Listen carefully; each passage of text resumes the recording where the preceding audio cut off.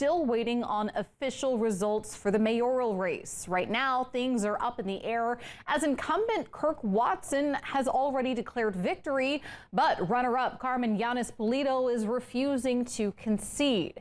She claims Watson is still within the margin for a runoff, but Spectrum News election data shows Watson won by nearly 100,000 votes. Official results will be released by the city tomorrow. And across the state, new exit polling shows Donald Trump surpassed both former presidents Ronald Reagan and George W. Bush, with 46% of Latinos voting for a Republican presidential candidate.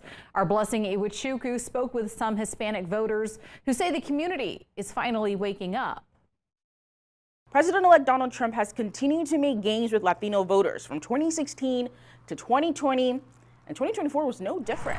Hi. Maria Garcia and her board members have been in good spirits since the election results. Oh yeah, that's her. There's a whole lot of people that like the results and are more conservative, but they're not going to speak up. Just a positive vibe out there after the election, so which is good. The Mexican-born immigrant is the president and founder of the Hispanic Republican Club of North Texas. Every time I come to different events and I see other Latinos, I try to reach out to them. When Spectrum News first met her in July, she was celebrating Independence Day with her fellow Republicans. Finally get to see you.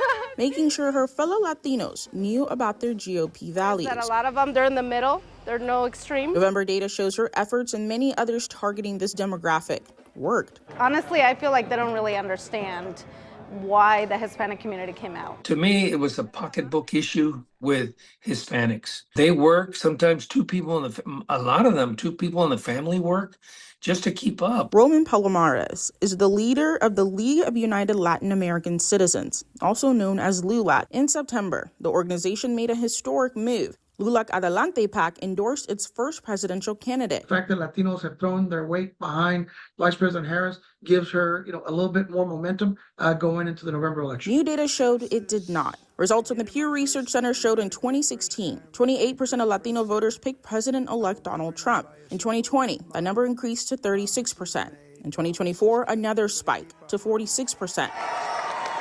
Surpassing Texas President George W. Bush Latino votes in 2004, which is 44%. A lot of people criticize Trump for his racially charged rhetoric and his strong anti-immigration stance, but he clearly has managed to broaden the appeal of the Republican Party in Black and Hispanic and Asian American and Arab American circles for a variety of different reasons and to different degrees. Exit polls from the 2024 election show Latinos and people who identified as other ranked amongst the top voting groups for Trump. I do think that Democrats, they don't understand the Hispanic community and what we care about. They're too busy talking about abortion, and we're worried about how are we going to afford groceries. Despite Vice President Kamala Harris winning 52% of Latino votes, it was tied for the worst performance by a Democrat since John Kerry in 2004.